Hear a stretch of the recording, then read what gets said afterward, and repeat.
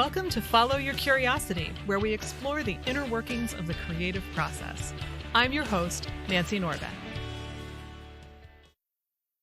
Urban fantasy author Sarah Fine, who writes psychological thrillers as SF Kosa, is a clinical psychologist as well as a novelist. As a result, she has a lot to say about the amateur psychology and observational skills writers tend to possess, as well as what she will and won't do in portraying aspects of mental health in her books. In addition, we also talk about the psychology of the creative process, from artificial pressure to write every day, to how the unconscious can do a lot of heavy lifting for us as we try to navigate a difficult question or creative block in our process, and even just why it is that characters often seem to escape the control of their authors. Sarah's latest book, The Night We Burned, comes out on August 10th. I think you'll enjoy my conversation with Sarah Fine. Sarah, thank you so much for talking to me today. Thank you so much for having me. You don't necessarily think of someone who has a PhD in one thing sitting down one day and saying, I'm going to write a book.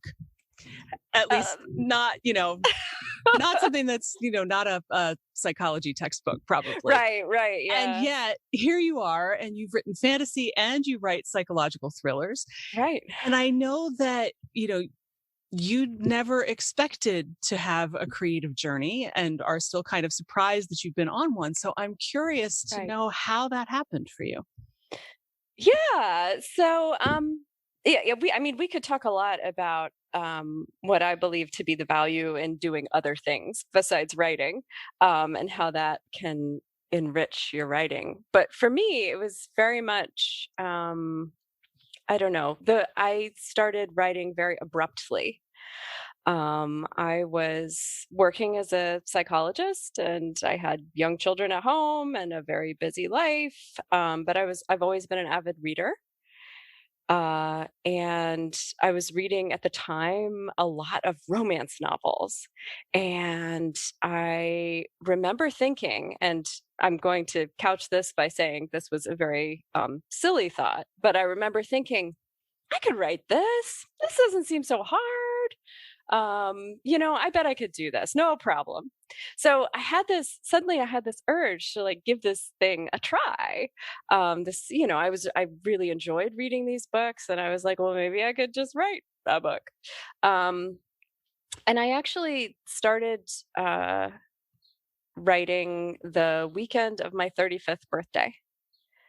And until that point, I had, and still have not, I had not ever taken a creative writing class. I had never really written, apart from assignments and basic literature courses.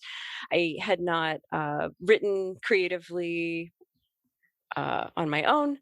And yet I thought of this idea and it took hold. And a month later, I had written a 99,000 word novel. Ooh. That's fast. It is fast. And at times I am fast. At times I am very not fast. But in this particular instance, I had this book and I was like, when you're done, it's like giving birth. You're like, I did that. Wow. This like really hard, sort of painful, intense thing that I did. But look what I have. I have this book. And I thought naively, I was like, who has ever done this before? No one's ever done this before. You think I am so special. I did this thing. I had no clue, no context. And, I sent it to my parents. I was like, parents, I have written a book. And I was like, I think I am special. And they're like, yes, you are very special. I had these very naive ideas. And so they were like, maybe you should look into getting this published. And I was like, yes, maybe I should. And so I started researching and I found out, okay, well, you have to have a literary agent and you have to write a query letter. So I did all these things, and I sent out some query letters and immediately, of course, started to get rejections. Form rejections. But what was great is that I also became aware of the writing community that is online. And what it did was sort of connect me with a whole world of people trying to do the exact same thing I was doing, which was wonderful because I tend to be an information seeker, and I do really like, despite my sort of naive fantasies about, being an instant best-selling author, I do like to educate myself and have an accurate perspective so I can kind of anchor myself in reality. And that awareness of the online community, that people, there were agent forums and writers forums, and I found myself a beta reader and started getting feedback on my writing, and it was all part of the process. So that first naive push that got me, I wrote that first book, and I queried it for a little while, but after about 30 rejections, really decided, this book is not up. I don't think it's good enough. I don't think this book is good enough. And I actually am not sure. And there's been a pattern. I'm like, I'm not sure I want to spend too much more time on something that I don't think is going to get me kind of where I want to go. I just don't think it's quite, uh, up to snuff. So I actually, despite loving those characters and still thinking about them occasionally to this day, I wrote another book. And that one is actually the one that became my debut novel. But again, after over 100 rejections of varying types, but instantly, but it was it set me, that first book and the way I got started definitely set me on a creative journey, and it's both emotional because writing is emotional. Writing fiction and putting yourself out there. You're infused into all your words. But it also, for me, is very, very intellectual process of like trying to figure out a puzzle or crack a code. So both of those aspects have always been present in my writing journey. And even to this day, I'm still trying to find a balance between those two aspects of why I write. Yeah. And it sounds like, you were at a point with that first book where a lot of people would have said, yeah, this writing gig is not for me. I'm going to go back to my day job and I'm just going to do that and be done. And yet clearly something had taken hold by then that you weren't willing to do that. Yeah. Well, it was it was an ecstatic feeling. It was euphoric. And just like I would wake up in the middle of the night churning on these characters or a scene, or I was obsessed. And part of it was where I was emotionally in my life at that point. I'm actually at a very different point right now, or for the last several years in my life. And so writing has come to mean something different to me. But at the time, initially, I was just very much concerned that I would never be able to do it again. Like right after I had written that book, it was a little bit like, I think it's Flowers for Algernon, where, the guy kind of gets this treatment and kind of awakens and becomes this, goes from being intellectually disabled to being, unfettered intellectually and understanding everything. But then at the end, it sort of everything fades and he returns to this state of, not being aware. And I was worried that my writing journey would be like that. I had this like euphoric awakening in like journey through this creative world. But I was afraid that I would, like, that was it. That was all I had. I'd sort of spent my creative capital and that was all. What I found out is that's not how it works. So but it took a few books for me to realize, like, oh, I can just keep doing this. It's, some books will be better than others, but I can keep doing this. It's just a matter of keeping that creative fire going and the interest going. That's the issue. Definitely. And it's especially challenging. I mean, since you wrote the first book and immediately started querying and getting rejections, that is remarkable to me. One of the faculty in my MFA program, I can't remember what her magic number was, but I think it was something like 78. She said, you can't give up getting your book published until you hit 78 rejections. And that was her number because that was how many it had taken her. The 79th one, Yeah. And oh, so I got more. Yeah. She just was not having it from anybody who gave up before at least 78. Yeah. And how did that hit you that, it didn't seem to make you give up for sure. Did it fuel Well, you somehow? well, yeah, I think it was a little bit of a challenge. Like at first, I was, I was sort of surprised. I was like, "Whoa, they're not even interested in reading my book." Like, and so I was like, "Well, why is that?" Well, maybe my query isn't good. Like, I instantly started problem solving, and but as I started educating myself more about the structure of books, about genre, and like what it takes to actually get a book on a shelf in a bookstore, I began to realize, and again, I do sort of I work pretty hard to keep myself anchored in what I understand to be reality. And I really wanted to know, like, is this actually good enough? Because if it's not, then I'm not really interested in pretending it is or trying to, you know, like keep doing something that I think is futile. I think one of the things that helped me is, if you go through a PhD program or any sort of intensive training program of whatever type, you're going to get a lot of feedback and criticism. In clinical psychology, you're not only doing a dissertation, doing research, having to defend your thesis and your dissertation. You're not only having to do all that, you're doing clinical work and you're being watched by people who are training you.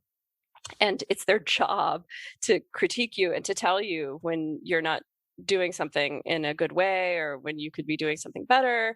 I've done clinical work where I was in a room with a one-way or two-way mirror and a phone on the wall. So I was working with a family and the phone would ring and it would be my supervisor saying, I don't think you should be talking to them in this way. Maybe like try this, or, you've really lost control of this session. Maybe try this. I think being used to and able to incorporate critique without taking it too personally, being like, well, I suck. It's not that you suck, you're learning, right?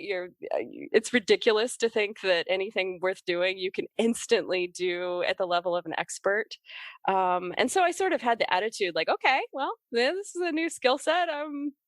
I got to figure out how to do this and figure out how to do it much better. And so I started, looking at my writing with an eye to spotting crutches and laziness and cliche and all that. So I started looking at the actual writing and then looking at the plot structure and pacing, and getting an agent really helped with that. But I would say I got well over 78 rejections before I got an agent.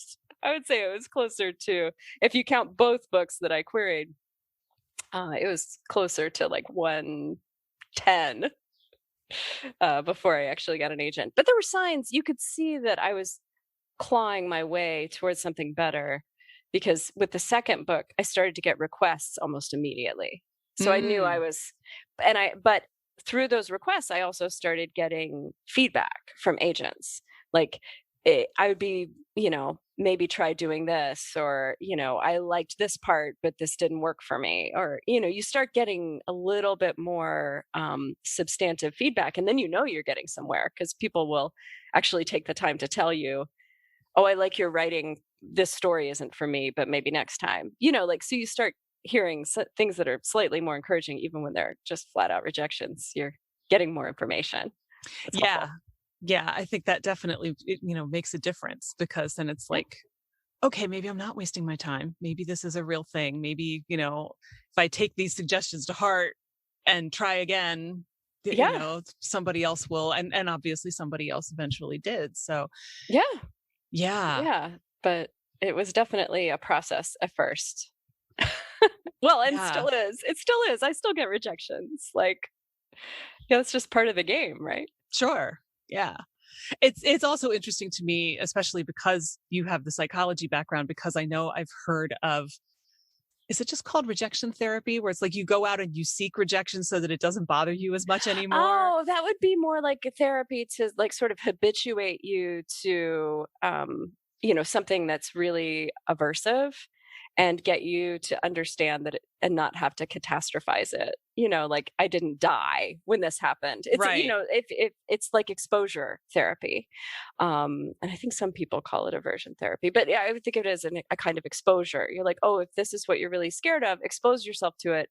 You didn't die, you're going to be okay." It's a, if you want to get over panic, um, and trauma is a more specific thing. But you definitely have to kind of expose yourself in a controlled way to the thing that you're most avoiding, so that you can sort of, because it's only through interacting with that thing and processing it that you can master it in a way that allows you to function better. So definitely, I'm used to rejection. It never feels good. Um, but it's not going to kill me or make me stop writing. And that's the key right there. It's not Yeah. going to make you stop writing. Right. Yeah. Exactly. Because I think so many people get stuck right there and they say, oh, I sent my book off or my demo or whatever, and they rejected it, and I'm terrible, and I never should have even thought that I could do this, and I'm going to, go do something else now. I'll just read novels and wish that I was writing them rather than actually writing them. Yeah, I think there's something so wonderful about creating, um, that it's sad if somebody would deny themselves that pleasure, uh, because I don't know, because they're afraid it'll never get them anywhere. I agree. Like I have definitely had times where I'm like, wow, if I shelve this book, because I have written over 30 books at this point, well over 30. Um, and several of them, like maybe a sixth or so, have never been published and may never be published, and some of them definitely won't be published and shouldn't be. But I can't. It is exhausting when I have to decide I'm going to trunk this novel. And some things I've trunked before they even got submitted. I've gotten a little bit of feedback. I've thought about it, and I'm like, this one, I wrote the whole thing, and I'm like, nah. And so sometimes the thought of starting over is tiring. It's like sitting back at the base of a mountain and thinking about having to start climbing all over again. And that's tiring. But there's something I find energizing about a fresh start and a clean slate. And I think I use that to I would hope that, just the idea of like, wow, I could create anything now. I could do this. But I think one thing about, if I had to give advice, I would say knowing when to put something aside and not being afraid to, even if it's hard, is probably one of the tools for success. It's like just telling yourself, I can keep creating. It doesn't have to be this, which is hard because you get really emotionally involved with your characters, your story. Like sometimes it has a deeply personal meaning, and it's really hard to let go. And I certainly understand that.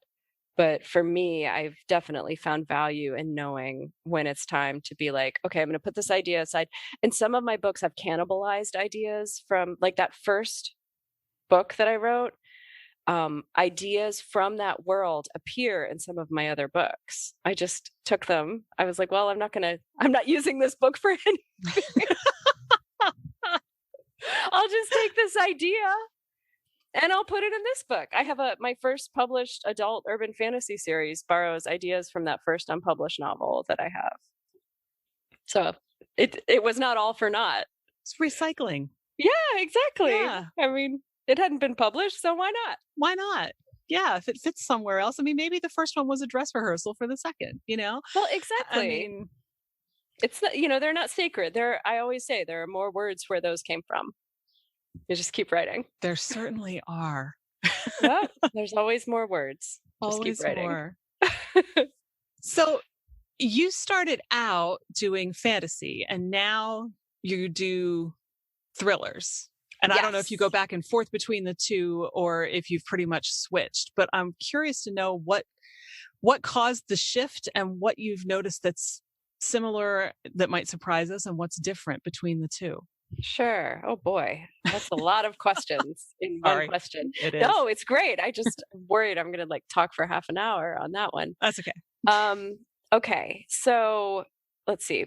Why did I make the switch, or why did I decide to switch? Was that like a first piece?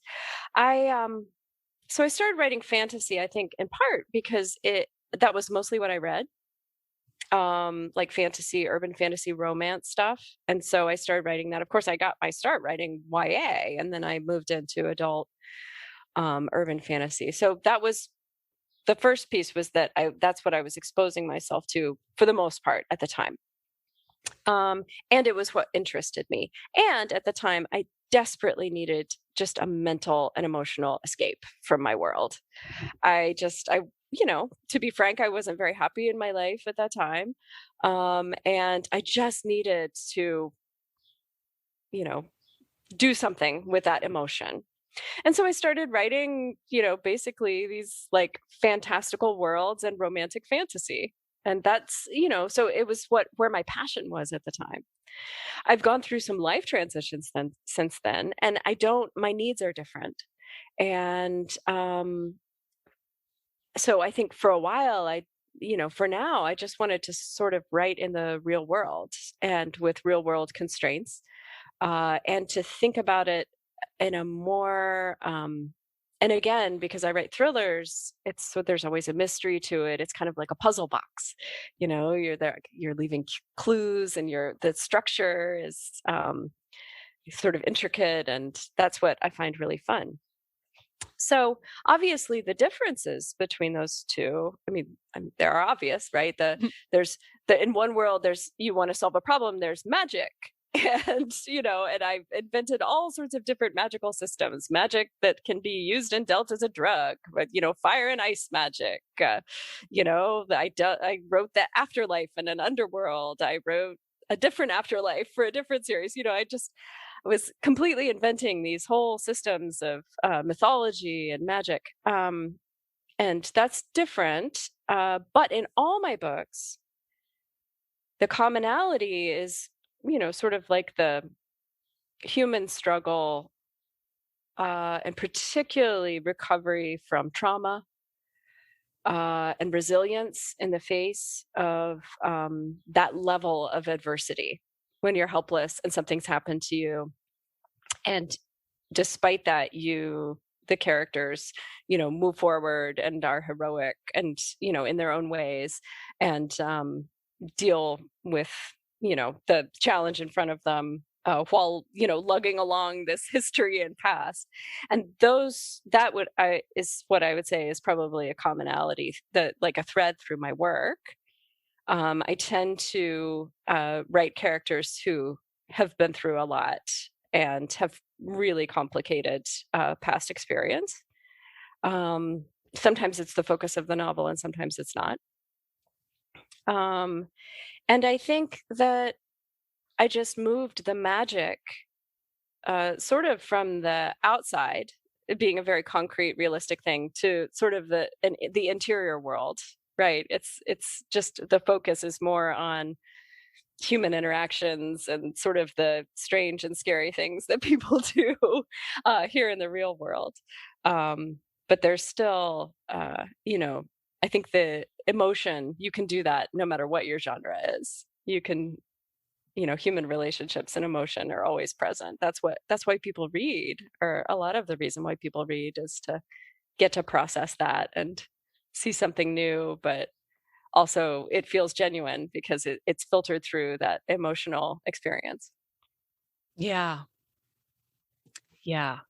And now it's interesting because I hadn't thought about this until you were talking just now, but since you write thrillers and you're talking about some of the darker, scarier things that people do, I'm thinking back to my own experience when I realized that I was going to have to torture a character in my book. Mm-hmm.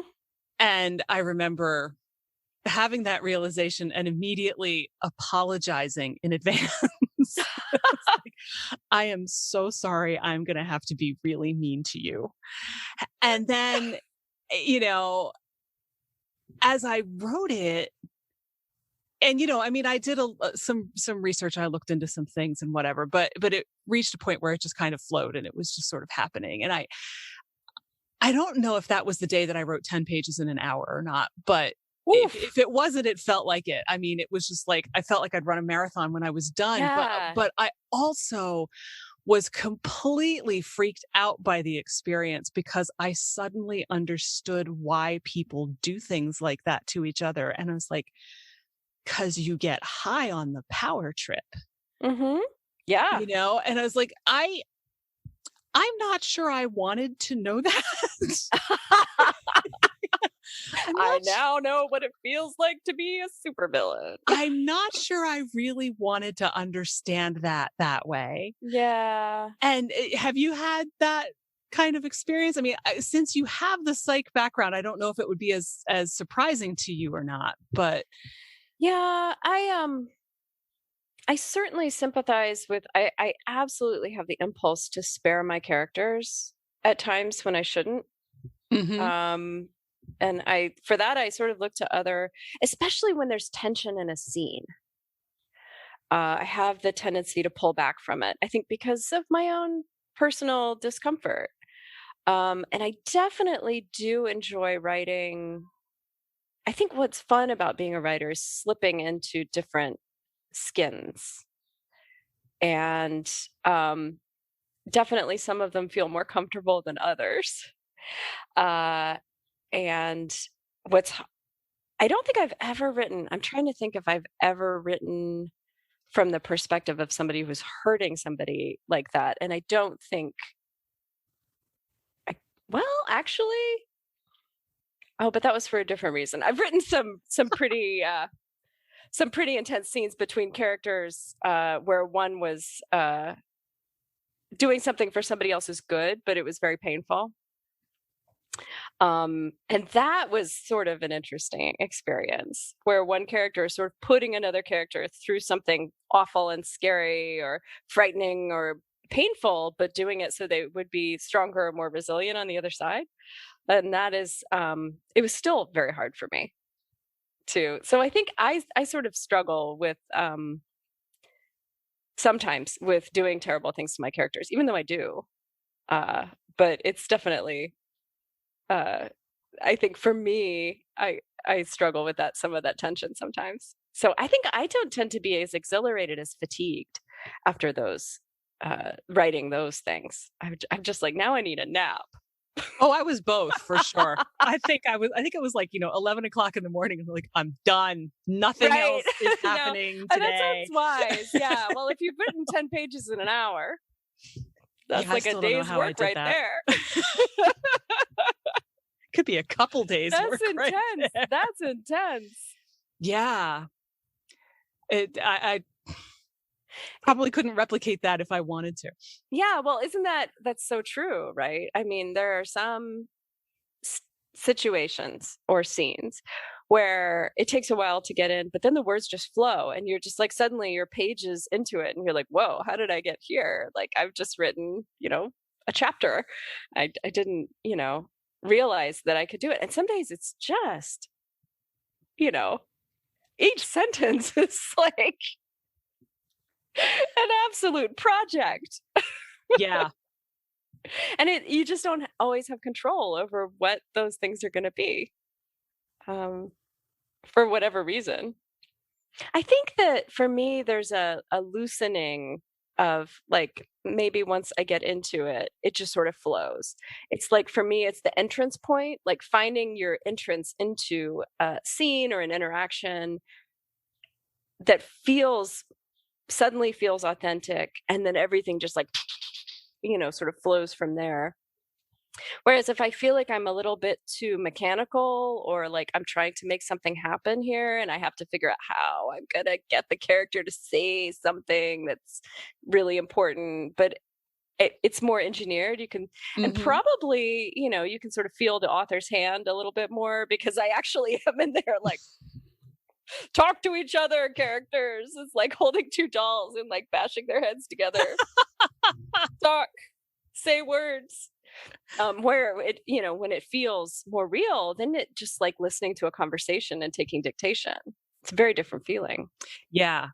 And, I've worked with people who don't have much writing background and, kind of going intuitively. And they have the same experience that I remember having myself, where they get completely freaked out and think they have totally lost their minds because they wanted the character to turn right, and the character Mhm. said, "Nope, sorry, turning left." Yeah. And I'm like, "Yeah, that's normal. You're not crazy." And they say, "But I'm the author and I'm in charge, and they did this thing that I didn't want them to do." I'm like, "Uh-huh." And I'm curious what your take on that is, because my theory has been that characters at a certain point become like little sub personalities, and they just sit there and say, "Sorry, not doing that thing. I'm doing this thing over here." You know, it's funny. I used to have really strong opinions about that. Um, I used to think I was like, "No, I'm the author. I'm in control of this." And so I would hear other authors talk about how, their characters are in control and they sort of, waylay them on the highway and toss them in the trunk and the characters are driving down the road and the author's like trapped in the back seat or the trunk. Great Like, and I image. was like, "What are you talking about? Like, no, these are my characters. They came out of my brain. I'm controlling them." But as I have matured as a writer, I definitely feel sometimes like I am a plotter. I generally know what I'm trying to get done. But I do find that, just as I was saying, that when the words flow is when I just let the characters sort of do what seems more natural to them without trying to engineer the perfect moment or the key plot point. And sometimes that means you're going to end up like deleting a lot of stuff, right? But you just have to let people, the people, by people, I mean characters that I have created, you just have to let them interact because, and this is actually, so from a psychological perspective, one thing a supervisor said to me that was really helpful in my training, he was like, "Stop looking." This was, I was doing family therapy, and he was like, "Stop looking at one person or the other person as like for causes and drivers of problems, or even the two people separately." He was like, "You have to look between them, and sometimes in a session, just look between them. Look at what's between them because it's the dynamic that you're working with. It is not one person or the other person. It's these people in interaction together, and there is a dynamic there." And that a lot of times in my clinical work is like all I think about is not like what a parent did or what a child said, or because I work with very small children and their parents, and I don't so much focus on that as this like whirling dynamic of like that can change moment by moment. And that's what's interesting. And so when I'm writing, you just have to let that dynamic evolve because that dynamic is not something that you can just engineer or come up with. You can come up with character A and character B. The readers will stay for the interaction, right? That's what has to feel really authentic. And you just have to let that evolve. You can't really engineer that or pluck it out of fully formed out of midair. It just has to happen through the writing of it. And then you figure it out. And then as you figure it out, then you can present it succinctly and articulately on the page. But I think there is some, like, you have to kind of figure out how are these characters interacting. I come up with characters all the time. I do not know how they're going to interact until I start writing. That's definitely a true thing for me. So I no longer look at those authors who say, "Oh, my characters are in charge," with like sort of, a raised eyebrow, like, "Okay." I'm like, "No, no, I totally get it. It makes sense." But for me, it's that interaction. That's really interesting. And I like that you're talking about how your two sides intermingle, because I do want to get into that, and your Yeah. comment earlier about how doing outside things can influence your writing. I'm Hmm. curious, what it's like to balance writing and psychology, and how they interact. Yeah. So it's funny because when I first started being, I guess, a professional writer, and I'm still working as a psychologist, and then I took some years off and am again working as a psychologist. So I have these like perspectives, and I think so. People would ask me, "Oh, how does or does your uh, career or training or life as a psychologist influence your writing?" And I always look at that in a couple of ways. Like, first of all, I don't intentionally think, well, I am a psychologist with special expertise. And as I write this, like, I don't think like that. So my first instinct when people would ask that early on would be like, oh, it doesn't, not really, but that's not what people want to hear. They want to hear like, so I think that a lot of writers are sort of amateur psychologists. The books that I love are by writers who don't have any psychology training, but who are incredibly astute regarding human nature, human interaction, extremely observant, and able to render those things poignantly, realistically, devastatingly on the page. And so I do not think I have any specific advantage as a psychologist in that realm, because I think that good writers do this naturally. They are extremely keen observers of humans and able to communicate that in a way that's compelling.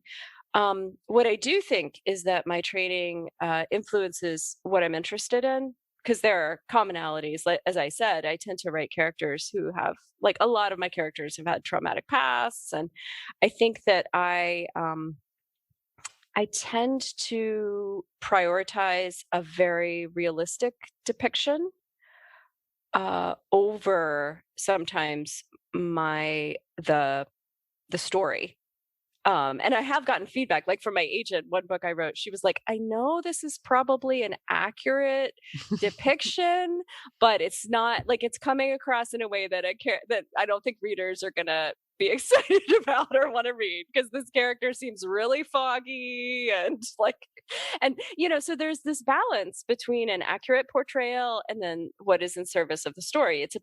A book is you know ultimately it's like a piece of entertainment for someone else. It's a little gift to someone else to entertain them for a while, to stimulate their mind, to get them thinking and escape. Like, reading does all of those things for us, right? So I think that um it it still needs to have story value. But it's important to me that if I'm writing about mental illness, it not be romanticized. And it's really important to me that if I am writing about mental health professionals, that I never write anything that somebody reading it would be less likely to seek help if they needed it by my depiction. So in my work, you will not see psychologists or mental health professionals misbehaving, because you will see them behaving in realistic ways if I write them. So when I'm doing psychological thrillers, I am more likely to write them, right? Because they exist in the real world and they don't exist in, sort of medieval, like, fantasy setting. Oh, but what if they did? They could, I suppose. But so those things I do. So I do have some red lines that and I have communicated this, like, if I have, like, when I talk to, like, I've had, like, a film agent interested in a book or something, I will say, like, these are the things that are really important to me. Like, you can change my story, you can change, there are certain pieces I'm not too fussed about, but my characters, like, there are certain things that certain characters can't do, even if it's for the convenience of the story. I cannot have a mental health condition romanticized. That's different than saying it always has to be bad and dire. Like, people are resilient, and I like to portray that, but I can't, there are certain tropes that I struggle with and I wouldn't portray, because I think that there's not a realistic depiction of what people experience. And I think that's important. So so as a psychologist, I think I react and, have some priorities that maybe not everybody has, because those two professions connect. Yeah. Well, and I think, I think that's just a simple matter of conscience. I mean, I think it would be the same if you were a lawyer. You wouldn't want to have your lawyer character out doing things that they shouldn't be doing. I think, yeah. And I think if you're in the profession, you're more sensitive to the ethics of the profession.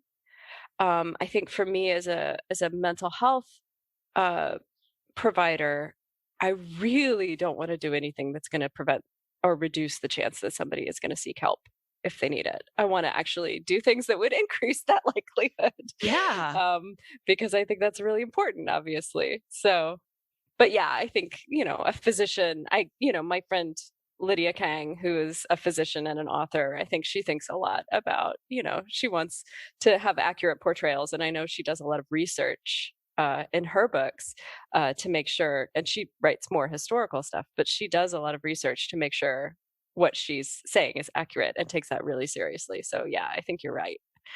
If it's your profession, you want to depict it Yeah. accurately. You could be kind of protective, and rightly so. Yeah. Yeah. So in terms of like, you know, the actual time that you spend on both things, has it been a fairly easy thing to balance, or has it been kind of a Yeah. process getting there? Well, I think because of the way I write, it has been not too difficult. What I will say is I actually think I'm more productive when I'm doing both.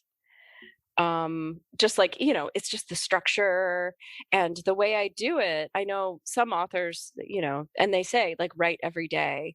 For me, I tend to be really tired. I'm kind of intellectually spent after a day, doing therapy or supervision or whatever I'm doing that's psychology related.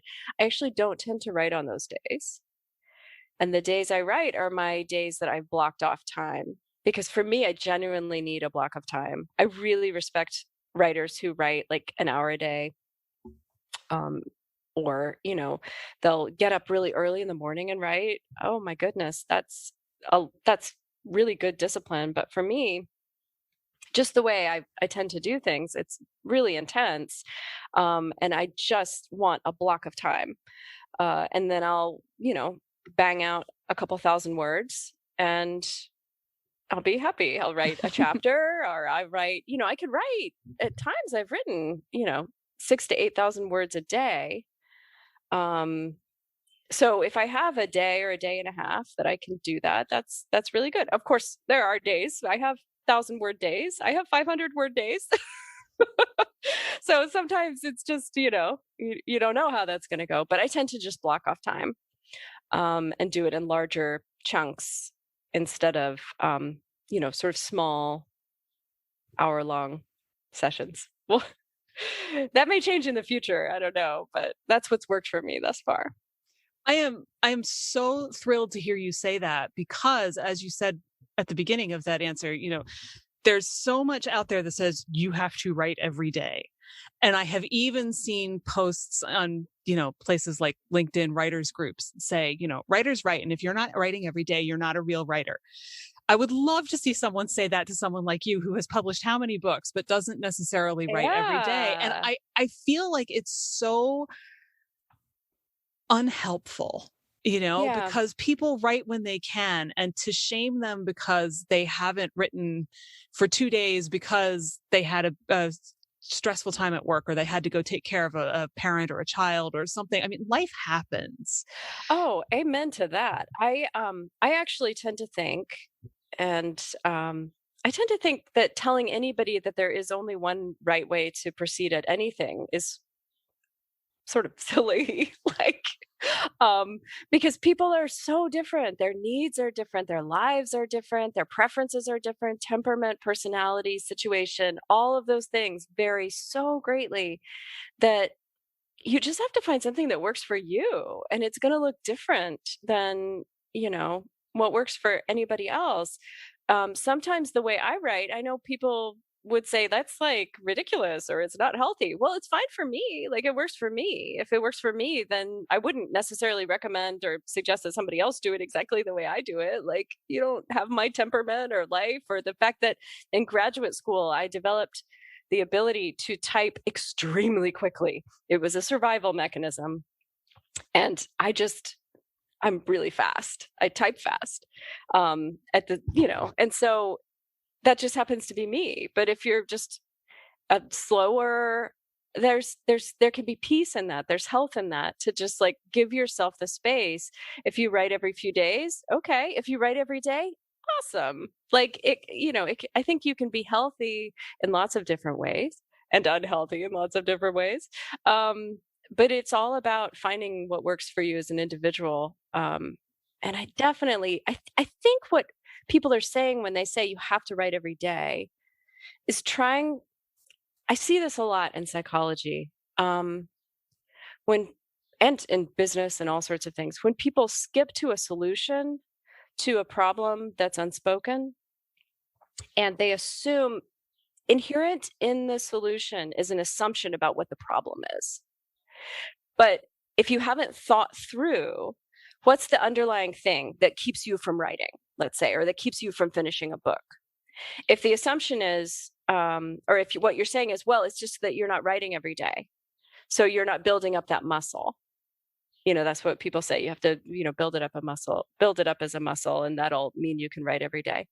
But there are some assumptions underlying that proposed solution to the problem. But if you look at, okay, well, why am I struggling to make progress on my book? The answer may not be, it's just because I'm not writing every day. Like, that's one solution. Mm-hmm. And so there could be a lot of things going on. And if you sort of look and say, maybe it's an emotional block, or maybe you're not thinking of this as a worthy activity. Like, maybe there are lots of reasons why people don't take advice or don't do things. And you have to look at those underlying reasons to get to some sort of course of action that is actually going to be sustainably useful. And I think when people are giving that advice, you have to write every day, they're skipping to the action part. And it's just a broad cover-all piece of advice. But underlying that for lots of people could be lots of different things that have to be worked through before they're even able to get to that point of writing every day. And you certainly wouldn't want to make people feel bad for not doing it. If the reason they're not doing it is because they feel like, well, I'm not important enough or worthy enough to make space for myself.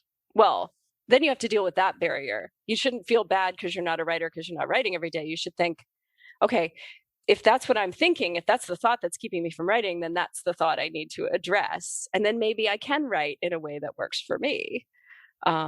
So I think people are trying to be helpful, but it may not be as targeted or, useful for people who are having different barriers to why they might not be getting traction with their writing in that way. So. Yeah. And that's why the creativity coach in me reacts badly when I see things like that. because it's your job, right? To get to those things. So many things. I mean, it could be, an offhand comment that your uncle made to you 20 years ago that made you think that you could never write anything. And it's echoing around in your head, even if you don't realize it. And until you, figure out how to say, guess what, Uncle Joe, I'm not listening to you. And which could involve all sorts of different things, depending. It's not your fault. You've got that implanted voice in your head that's messing with you, and that's not your fault. It doesn't make you a bad person. It just makes you a stuck person. That's right. Exactly. See, you're a bit of a therapist yourself. It sounds like because that's what you're doing, right? Is you're figuring out what people's barriers are to being able to make progress. Usually there are these cognitive barriers. So in some way you're like you said, stuck. You're not giving yourself permission. You're scared of messing up or making a mistake. You're scared. I certainly have to deal with this where I feel like, writing another book, is this futile, or is this, at certain times I have to struggle with these things too, even though, yes, I have my 23rd book comes out in August. And then I have a couple self-published books too. So it's a lot of books, but I'm still, I still have to deal with myself and my own, cognitive barriers and emotional barriers to making, sort of keeping things fresh when I, when I write, and trying to keep getting better. Yeah. And we all have them, whether it looks like we do or not. Yeah. I think social media makes it hard. Everybody looks like they're having so much fun and they're so productive. Yeah, because of course you're only going to post the moments when you've actually been productive. You're not going to post the moments when you're sitting there staring at a screen going, right.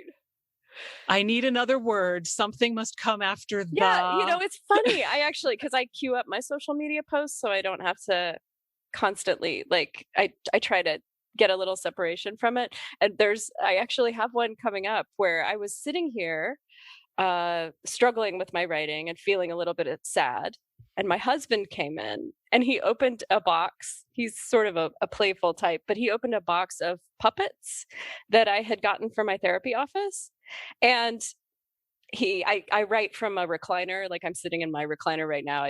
I was sitting here, and he sat down on the floor, and this puppet appears over the back of my laptop. It's a giraffe, and it starts telling me how talented I am. And I just grabbed my phone and like took a picture of this little giraffe face peeking over the top of my laptop. And I said, in the post, I said, I'm feeling sort of sad about my writing today, but this giraffe appeared to tell me that I am talented. And it's just, I think that it's hard because social media, there's this pressure to, sort of always put out your best, especially if it's related to your writing. And I think for writers, that can be really hard because we definitely have our down times, our sad times, but that's not what we show, right? Mm-hmm. Despite what we're experiencing. And that can be hard when you're always seeing everybody having these triumphs, Yeah. And you look at somebody like Stephen King, like, I don't know how many books he's written, but it feels like, he churns out one a month or something. Yeah. 11 billion. Exactly. And it's like, I promise you, Stephen King has those days where he sits there staring at the screen going, what's the word that comes after the? Yeah. I think, that's just, and I think actually that those fallow periods are necessary. That's what I tell myself. I'm like, sometimes I just need to churn. And what I inevitably find is that when I've gone through a time where I'm just like, I have no idea, this might be useless. Maybe this is not going to work at all. Maybe this was a dumb idea. What I inevitably find is that I'm working through something. Because, so as human beings, our conscious cognitive capacity is brilliant, but quite limited. But our unconscious capacity for processing information is remarkably huge. And so even when we're not thinking about stuff, we're thinking about it and processing it, even if we're not aware of it. And over again, this has borne out for me creatively, where I think I'm not doing anything. I think I put my writing aside and I go, watch a documentary or watch a show or read a book or play with my kids or do whatever. And I come back and I'm like, whoa, suddenly the words are flowing. Suddenly I figure that out. Well, I think it's because it wouldn't have happened unless I had that sort of empty period where, and I could have sat there and kept flogging myself and trying to finish. But I think sometimes you have to let your unconscious do the work. And you do. Forgive yourself for not having, your 1,000 words for the day because your brain needed some time to churn. Yeah. I mean, taking a break is as much a part of the process as sitting down and actually doing the work. Absolutely. And, we don't realize that because our society has come to think that human beings are machines and therefore we should be on 24/7 and we should have this constant rate of production. Yes. And that's not how human brains work. And what you just said about taking a break actually hits into one of my very favorite coaching tools, which is a small question that you just ask yourself a couple of times and you don't look for an answer. You just say to yourself, what am I missing about this? Or how can I make this more fun? Or, not like the big, what is the meaning of life? Though I suppose you could try it with that and see what happens. But a little question like, what do I need to know to keep going with this project? Or, what's the secret that's going to unlock this character for me? Or even smaller. I mean, seriously, how can I make this more fun is a great question. Yeah. But you don't look for the answer. You ask yourself the question a couple of times a day for maybe a week. And your unconscious brain will be churning on it, even when you're not. Absolutely 100% true and scientifically accurate. And it will pop something up out of nowhere, and suddenly it will all make sense to you, and you'll know what the next step is.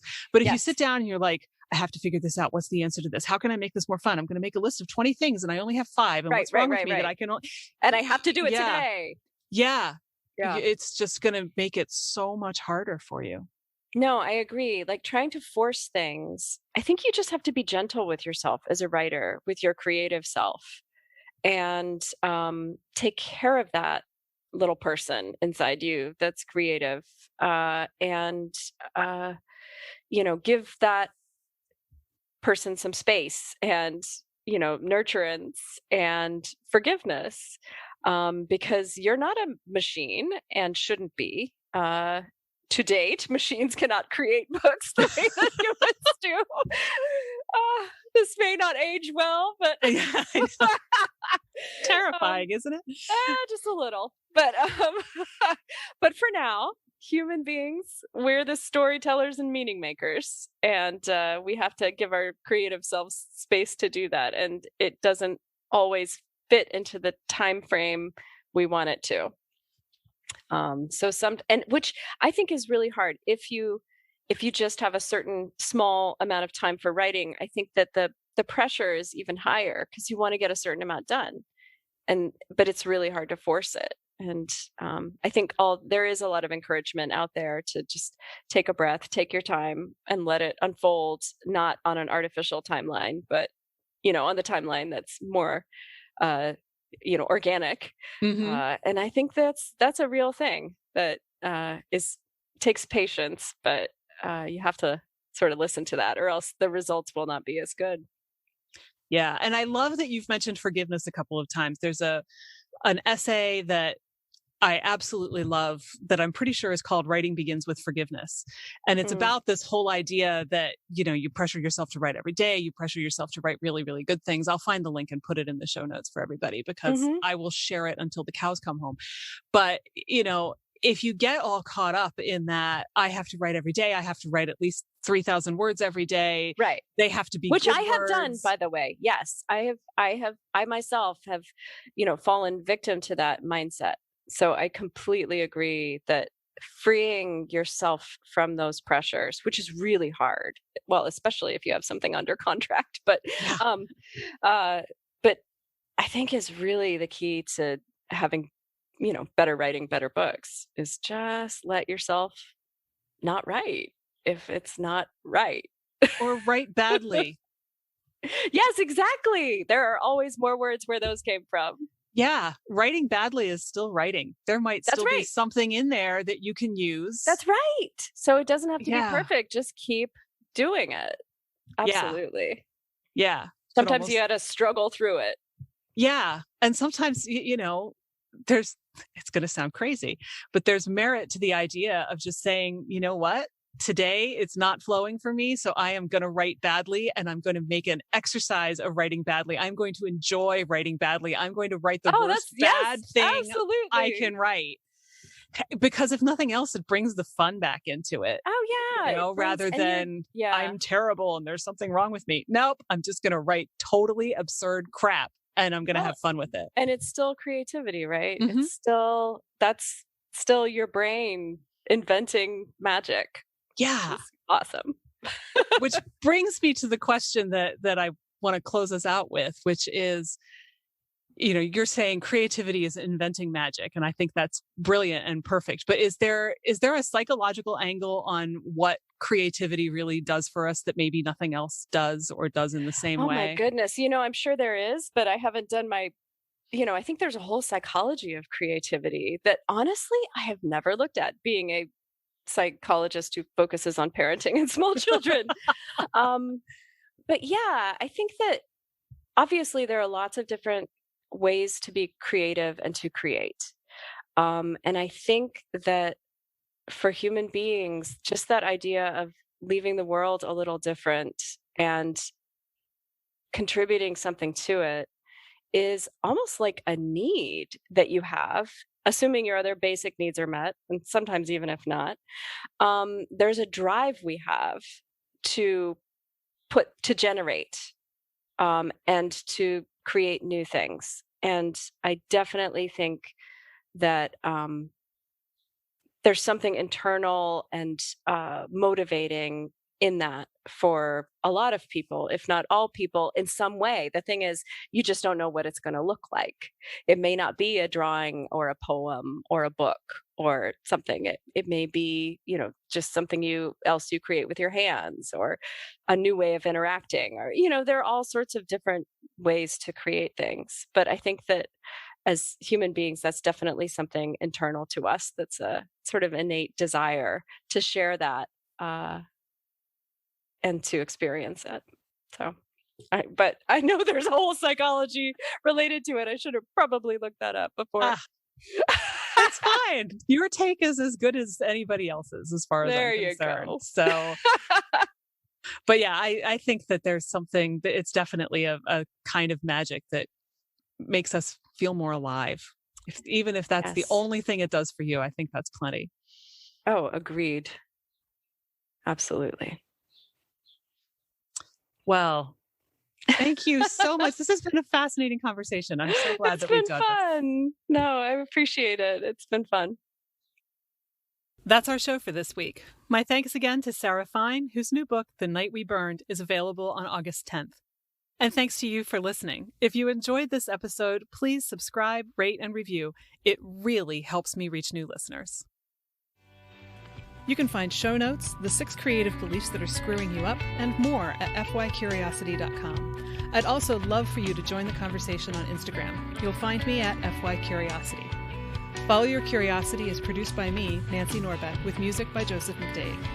If you like Follow Your Curiosity, please subscribe, rate, and review on Apple Podcasts or wherever you get your podcasts. And don't forget to tell your friends. It really helps me reach new listeners. See you next time.